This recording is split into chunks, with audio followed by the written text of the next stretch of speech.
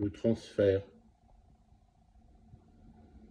c'est évidemment l'énergie qui, ordinairement, organise une économie psychique, faisant lien social, bordé par le fantasme propre à chacun.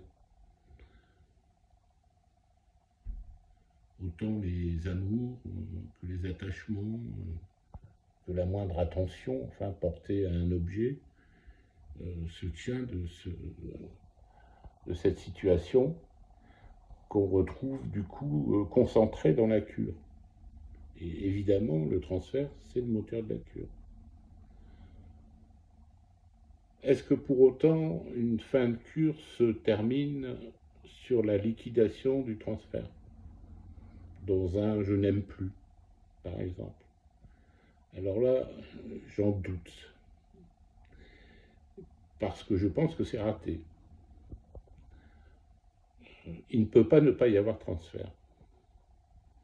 Je suis presque dans l'ordre logique du fonctionnement de l'inconscient, et c'est à ne pas s'y tromper, ce qui organise le lien social ordinaire. Donc, il y a toujours des effets de transfert. La question, en fin de cure, c'est à partir d'un certain déplacement du transfert, en tant que celui-ci est en quelque sorte évidé de son intensité, de sa praticité, et pourtant faisant lien social ordinaire, la question en fin de cure est celle-là, c'est comment produire un nouveau type de lien social, dont l'énergétique nommée par Freud libido, en quelque sorte, soit plus aussi ravageante, plus aussi attachante, plus aussi insupportable à l'occasion. C'est la question qui se pose aux associations psychanalytiques dans leur organisation, et c'est la question qui se pose à chacun arrivé à cette supposée fin de cure.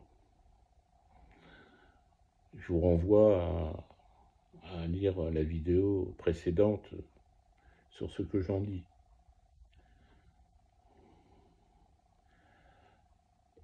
Et donc, à partir de quoi et d'où peut-il y avoir un autre type de lien social,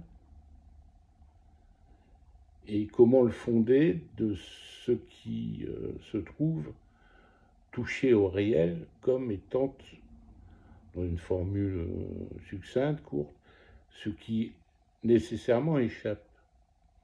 C'est-à-dire la proximité d'un incalculable, de quelque chose qui ne peut pas être pensable, etc., et qui pourtant ferait lien social.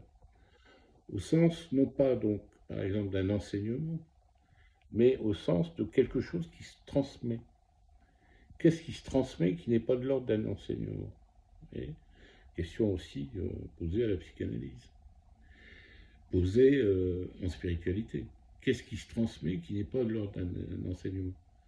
Parce que de la même façon, en spiritualité, vous pouvez fréquenter un maître pendant des années, etc., etc., et bizarrement, quelque chose se transmet alors qu'il n'a pas ouvert la bouche.